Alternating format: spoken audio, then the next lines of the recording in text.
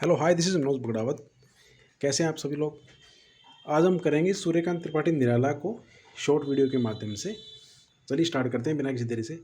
सूर्यकांत त्रिपाठी निराला जो आधुनिक काल में छायावादी कवि माने जाते हैं, जिनका जन्म 16 फरवरी 1896 को हुआ था। कुछ ग्रंथों के अंदर उनका जन्म 21 फरवरी को भी माना जाता है और इनकी मृत्यु हुई थी 15 अक्टूबर 1961 को। जन्म स्थान है मेदिनीपुर, पश्चिम बंगाल के अंदर है। इनके पिताजी हैं पंडित राम सहाय, एक सरकारी कर्मचारी थे। 3 वर्ष की आयु के अंदर इनकी माताजी का देहांत हो गया था और इनका जो लालन पालन किया था इनके पिताजी ने किया था। इनकी शादी 15 वर्ष में हुई थी रायबरेली में रामदयाल की बेटी मनोहरा देवी से। इनकी पत्नी का नाम था मनोहरा देवी। उस समय क्या हुआ था कि बीमारी चली थी इन्फ्लुएंजा। उस बीमारी की वजह से इनके परिवार के बहुत से लोग मारे जा चुके थे। तो 16-17 वर्ष की आयु के अंदर अधिकतर लोग इस बीमारी से मर गए थे। तो सारा भार इनके ऊपर आ गया था।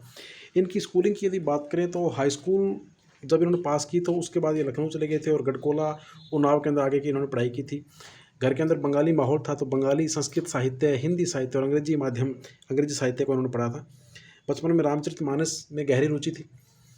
रामकृष्ण परमहंस, स्वामी विवेकानंद और रविन्द्रनाथ टैगोर जी से काफ़ी प्रभावित थे।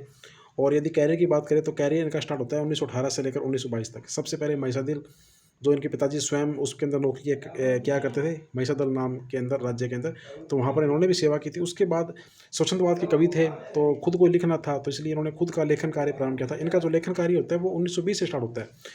तो सबसे पहले इन्होंने समन्वय पत्रिका, जो कलकत्ता के अंदर एक पत्रिका छपती थी, वहाँ से संपादन कार्य किया। उसके बाद मतवाला में भी संपादन कार्य किया। इसके बाद लखनऊ के अंदर एक पत्रिका, एक कार्यालय था गंगा पुस्तक मेला।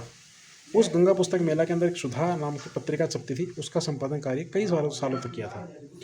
और इनकी जो पहली कविता है, इनका जो काव्य संग्रह, पहली कविता थी जन्मभूमि, जो प्रभा में छपी थी जून 1920 के अंदर। इसके अलावा इनकी पहली कविता संग्रह अनामिका 1923 में छपी थी।